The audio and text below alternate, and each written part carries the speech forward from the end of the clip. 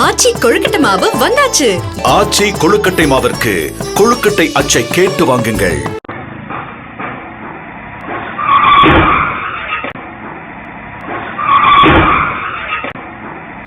திருவண்ணாமலை மாவட்டம் கண்ணமங்கலம் பகுதியில் சாலையோரம் நடந்து சென்ற கல்லூரி மாணவர் மீது கார் மோதிய சிசிடிவி காட்சி வெளியாகியுள்ளது.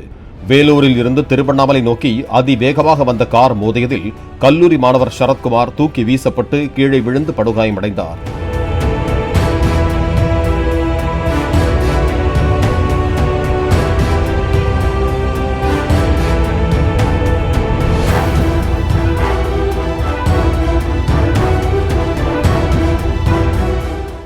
ஆச்சி கொழுக்கட்டை மாவு வந்தாச்சு.